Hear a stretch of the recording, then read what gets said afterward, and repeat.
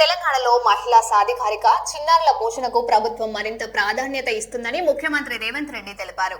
Hyderabad నాచారంలో Balamrutham plant ప్రారంభించిన CM మహిళలు గర్భం దాల్చినప్పటి నుంచి చిన్నారులకు 6 ఏళ్ల వయసు వచ్చే వరకు బాలామృతం అందిస్తామని వెల్లడించారు. 2034 నాటికి 1 కోటి మంది మహిళలను కోటీశ్వరులుగా తీర్చిదిద్దడమే లక్ష్యమని సీఎం పేర్కొన్నారు. గ్రామీణ పట్టణ ప్రాంతాల్లో ఇళ్ల నిర్మాణం, మహిళల ఆర్థిక స్వావలంబన కోసం పలు కార్యక్రమాలు చేపడతామని తెలిపారు.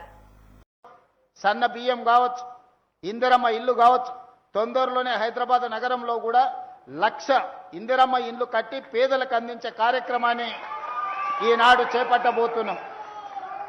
ఇప్పటి వరకు 4.5 లక్షల ఇండ్లు గ్రామీణ ప్రాంతాలలో కట్టినాం. మరి పట్టణ ప్రాంతాలలో భూమి ధర బంగారానికంటే పిరమైపోయి వజ్రాల ధర వలుకుతుంది. ఇవాళ భూమి, ఇవాళ పేదోళ్ళు ఒక గజం ఏదైనా భూమి తీసుకుందామంటే జీవితకాలం కష్టపడ్డా కొనలేని పరిస్థితి ఉంది. అందుకే ఈనాడు ఏ విధంగా పట్టణ ప్రాంతంలో ఉన్న పేదలను ఆదుకోవాలని 1,00,000 ఇందిరమ్మ ఇండ్లను పట్టణ ప్రాంతంలో కట్టి పేదలకు పంచి పెట్టాలి అని ఈరోజు కార్యక్రమాన్ని తీసుకున్నాం.